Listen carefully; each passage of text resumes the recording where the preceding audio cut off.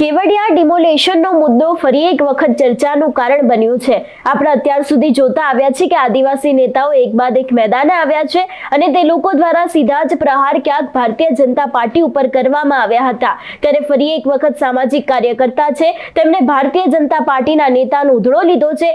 એટલું જ નહીં, ક્યાંક તેમના ઉપર અનેક એવા આક્ષેપો પણ લગાડવામાં આવ્યા છે। શું છે સમગ્ર વિષય જોઈશું આજના વિડીયોમાં। નમસ્કાર, હું હંસિની અને તમે જોઈ રહ્યા છો નિર્ભય ન્યૂઝ। સ્ટેચ્યુ ઓફ યુનિટીની આસપાસમાં આવેલા જેટલા પણ વિસ્તારો છે કે જેનાથી આદિવાસી પોતાની રોજગારી ચલાવતા હતા તેના ઉપર જ દાદાનું બુલડોઝર ફર્યું હતું અને એ બાદ ચૈતર વસાવા સહિત અનેક એવા નેતાઓ છે જે લોકો મેદાને આવ્યા હતા। ત્યારે ફરી એક વખત સામાજિક કાર્યકર્તા પ્રફુલ્લ વસાવા છે તે મેદાને આવ્યા છે અને તેમણે સીધા જ પ્રહારો ભારતીય જનતા પાર્ટીના નેતા ઉપર કર્યા છે। સૌથી પહેલા તો તેમને જ સાંભળીએ કે તે આ વિષયને લઈને શું કહી રહ્યા છે।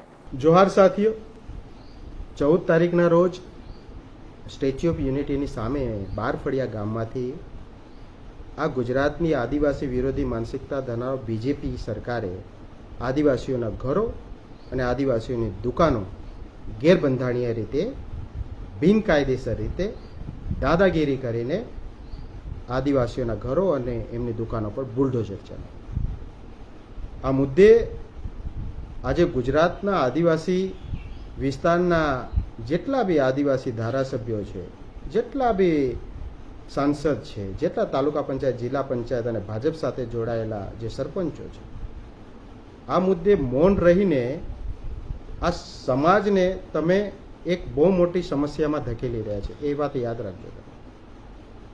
જો આ સ્ટેચ્યુ ઓફ યુનિટી વિસ્તારના લોકોની જમીનો જો પહેલાં જો સંપાદિત થઈ ગઈ હોત, આ વિસ્તારના લોકો ખોટા હોત, તો અમે આ લડતમાંથી ક્યારના ખસી ગયા હોત।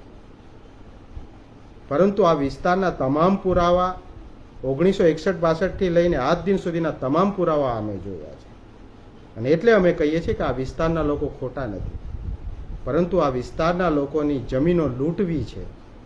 આ વિસ્તારના આદિવાસીઓના બંધારણીય અધિકારો એ ખતમ કરવા છે અને આ વિસ્તારના જે જમીનો છે એ નરેન્દ્ર મોદીના મળતિયાઓને, નરેન્દ્ર મોદીના ઉદ્યોગપતિ મિત્રોને આપવી છે। એટલે આદિવાસીઓને અહીંથી ખદેડવા છે, એટલા માટે આ ષડયંત્રો જે થયા છે એ ષડયંત્રો એ જ્યારે ગુજરાતની અંદર નરેન્દ્ર મોદી જ્યારે સત્તામાં હતા, અહીંના મુખ્યમંત્રી હતા, ત્યારથી આ વિસ્તારની અંદર ચાલુ થયા છે। નરેન્દ્ર મોદી 2007ની અંદર આ વિસ્તારમાં કાડા એટલે કેવડિયા એરિયા ડેવલપમેન્ટ ઓથોરિટી એ વખતથી 2007માં એમને લાગુ કરવાનો પ્રયત્ન, એટલે 72 ગામડાઓની અંદર એમણે શહેરી વિકાસ કાનૂન લાગુ કરવાની કોશિશ કરી હતી, પરંતુ ખૂબ મોટા પાયે આ વિસ્તારમાં 72 ગામડાઓમાં વિરોધ થયો। ત્યારબાદ નરેન્દ્ર મોદી આ વિરોધ શાંત કરવા માટે 2013માં પછી આ વિસ્તારમાં ગઢેશ્વર તાલુકો અલગ આપ્યો। લોકોને એવું લાગ્યું કે ના, મોદી સરકારે અમને અલગ તાલુકો આપ્યો અને ત્યારબાદ પછી નરેન્દ્ર મોદીએ એની જે ચાલ હતી અલગ તાલુકો આપીને કે એમણે તળવી સમાજને ટિકિટ આપી, તળવીને ધારાસભ્ય બનાવ્યો અને એ તળવી વિસ્તારમાં એ સ્ટેચ્યુ ઓફ યુનિટી લાવ્યા। જ્યારે સ્ટેચ્યુ ઓફ યુનિટી લાવ્યા અને લોકોને નરેન્દ્ર મોદીએ પોતે કીધું કે અમે આ વિસ્તારના ડેવલપમેન્ટ માટે કરી રહ્યા છીએ અને આજે આ ડેવલપમેન્ટના નામે શું ચાલી રહ્યું છે એ આપ તમામ જાણો છો। સ્ટેચ્યુ ઓફ યુનિટી એક્ટ 2019 એ જ્યારે આ આદિવાસી વિસ્તારમાં લાવ્યા ત્યારે ગુજરાતના ભાજપના બધા ધારાસભ્યો એવું કહેતા કે આનાથી સ્થાનિક આદિવાસીઓનો ખૂબ મોટો વિકાસ થશે। હવે આદિવાસીઓને વિકાસની વાત તો છોડો, ત્યાંની મહિલાઓ આજે રડી રહી છે। તમે કેવડિયા વિસ્તારની અંદર આ કોરોના કાળમાં આદિવાસીઓની જમીનો પર બિનકાયદેસર તમે કબજો કરા, આદિવાસી બહેનોને વાળ પકડીને આ પોલીસ મારતી હતી। તો તમારી ભાજપની આવી માનસિકતા છે કે તમને ખબર નથી? જ્યારે આટલો બધો અત્યાચાર તમારી ભાજપ કરી રહી છે એની રજૂઆત આ મુખ્યમંત્રી સુધી પહેલેથી થઈ ગઈ છે મનસુખભાઈ। હજુ કેટલી વાર રજૂઆત કરવાના, કેટલી વાર તમને આ બધા ડોક્યુમેન્ટ આપીએ, પરંતુ તમારી ભાજપને આ બધા ડોક્યુમેન્ટ જોઈને મુખ્યમંત્રી સુધી તમામને આ ખબર પડી ચૂકી છે કે આની અંદર ચોર એ આપણે છે અને ચોર પોતે ક્યારેય સ્વીકારવાનો નથી કે મેં ચોરી કરી છે। અને તમે ચોરી કરી છે અને આ બધું જાણે છે. કારણ કે અમે તમે કહે કે જે વાગડિયા પાસે જે નહેરુએ જે ડેમનું ઉદ્ઘાટન કર્યું હતું એ જગ્યાએ ડેમ બન્યો નથી, અને એ ડેમ બન્યો હોત તો આજે આ લીમડીબાર ફળિયું, વાગડિયા ગામ, ગોરા ગામ આ બધા તો પાણીમાં ડૂબી ગયા હોત. અને આ કેવડિયા ગામમાંથી તો મેઇન કેનાલ આવવાની હતી, તો કેવડિયા ગામ બી આજે વિસ્થાપિત થઈને તમે દૂર કોઈ જગ્યાએ સરદાર સરોવર અસરગ્રસ્તોમાં એમનું કોઈ જગ્યાએ કોઈ ગામમાં પુનર્વસન એમનું થઈ ગયું હતું. પરંતુ આ પ્રોજેક્ટ 1 જે નહેરુએ જે જગ્યાએ ખાતમુહૂર્ત કર્યું હતું એ પ્રોજેક્ટ એ એન્જિનિયરોના કહેવાથી એ રદ થયો, અને આગળ તમે 7 કિલોમીટર દૂર વડગામમાં તમે પછી ડેમ બનાવ્યો. એટલે આ ગામડાના લોકો એ વિસ્થાપિત થયા નહીં. એટલે એમની જમીનો જે છે એ જમીન સંપાદિત એ જે તે સરકારોએ પણ પછી કરી, એ એવોર્ડ પછી ખાલી અલગ સાઇટ પર રાખી મૂક્યો. આજે તમે એ એવોર્ડ બહાર લાવીને તમે એવું કહો છો કે 1961-62માં તમારી આ જમીન સંપાદિત થવાની હતી અને એટલા માટે આ જમીનો જે છે એ સરદાર સરોવર નિગમના નામે છે. તો આ તો તમારી ખરેખર આ હલકટગીરી છે. આ સરકાર આ બધું જાણે છે, પરંતુ હવે સ્ટેચ્યુ ઓફ યુનિટીના નામે આજે મોદીના મળતિયાઓને આ સરકારના ઉદ્યોગપતિઓને આપવાની છે. એટલા માટે તમે આદિવાસીઓને ત્યાં જોર જુલમ કરીને બંધારણની ઉપર વટ જઈને તમે આદિવાસીઓને ત્યાં એમને ખસેડી રહ્યા છો. તમે સ્ટેચ્યુ ઓફ યુનિટીના નામે તમે 2019ની અંદર statue of Unity Area development tourism act લાવ્યા, તમે આદિવાસીઓને પંચાયતો ખતમ કરી, તમે પૈસા કાનૂનને ખતમ કર્યો, અને તમે જે જમીનો જે હતી 2013ના કાયદા મુજબ બી આજે આદિવાસીઓને આપી દેવાની હતી, પરંતુ તમારે આ જમીનો આદિવાસીઓને આપવી નથી. આદિવાસીઓને કોઈ બી રીતે ત્યાંથી ખદેડવા છે. તમારે માત્ર ને માત્ર આદિવાસીઓના નામે તમારા ઉદ્યોગપતિઓને લાવી દેવા છે. પરંતુ આનાથી આદિવાસી સમાજ તો આજે ખતમ થઈ રહ્યો છે. તમે લીમડીબાર ફળિયાની અંદર જે ચાલાકી કરી છે કે ત્યાં સર્વે નંબર 14 અને 16 આ બે સર્વે નંબર, એ બે સર્વે નંબરની અંદર તમે 8 થી 21 સુધી 151 આ બધા સર્વે નંબર બે સર્વે નંબરમાં મર્જ કરી દીધા, અને હવે એવું કહો કે આ તો સરદાર સરોવર નિગમના નામે બોલે છે. તો અમે બી કહીએ કે ચલો એ બે સર્વે નંબર તમારે લઈ લેવાના હતા, પરંતુ તમે 8 થી લઈને 21 નંબર 151 આ તમામ સર્વે નંબરો જે છે એ તમામ જે સર્વે નંબરોની અંદર તમે આદિવાસીઓને બિનકાયદેસર રીતે તમે મર્જ કરીને આજે ખદેડવાનું કામ કરી રહ્યા છો. આ કેવી રીતે ચલાવી લેવામાં આવે? આજે આદિવાસી સંગઠનોને પણ સમજવું પડે, આદિવાસી જેટલા બી પક્ષના અને વિપક્ષના જે ધારાસભ્યો છે એમને સમજવું પડશે કે આદિવાસીઓને આ વિસ્તારની જે સમસ્યા એના મૂળમાં એ Statue of Unity Area Development and Tourism Act 2019 છે.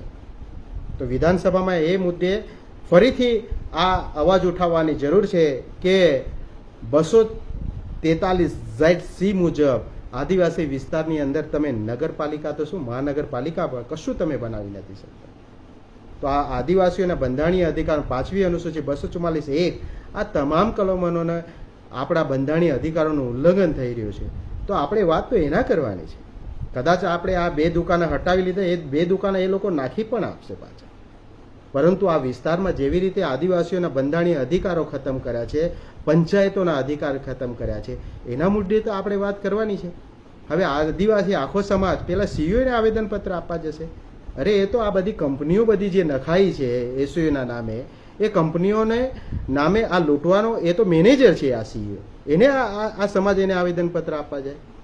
એટલે આદિવાસી સમાજે ક્યાં અન્યાય થઈ રહ્યો છે એના માટે ક્યાં રજૂઆત કરવાની છે, અને આપણા બંધારણીય અધિકારીઓને ક્યાં હનન થયું છે.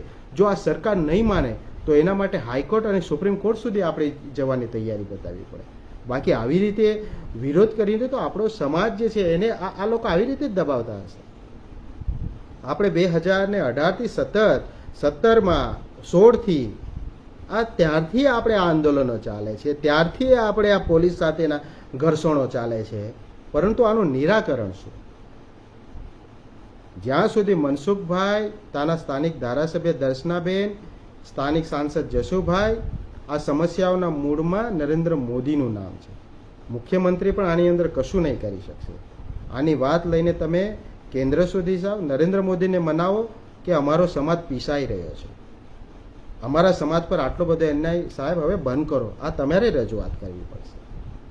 અને આદિવાસીઓના જે બંધારણીય અધિકારો છે ને એ હવે રહેવા દો. ક્યાં સુધી આ સમાજને છે એ તમે જળ, જમીન, જંગલ બધું લૂંટીને તમે ઉદ્યોગપતિઓને આપશો? અરે આ કુદરત, પર્યાવરણ, આ કુદરતના નામની થોડીક તો પેલી દયા રાખો, થોડીક તો શરમ રાખો.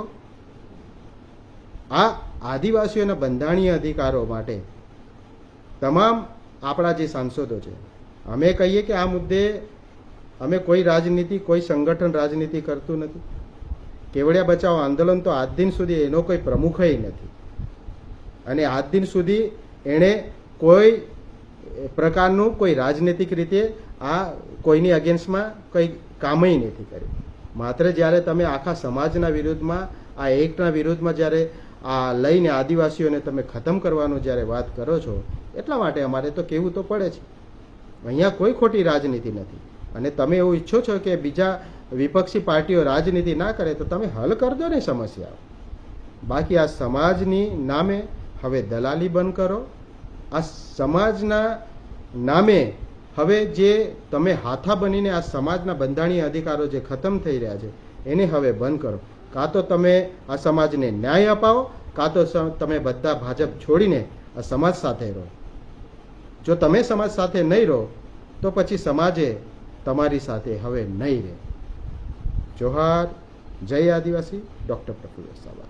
તમારું શું માનવું છે આ વિષયને લઈને અમને કમેન્ટ કરીને ચોક્કસથી જણાવજો. તેની સાથે જ અમારી ચેનલ નિર્ભય ન્યૂઝને લાઇક, શેર અને સબસ્ક્રાઇબ કરવાનું ભૂલશો નહીં. નમસ્કાર.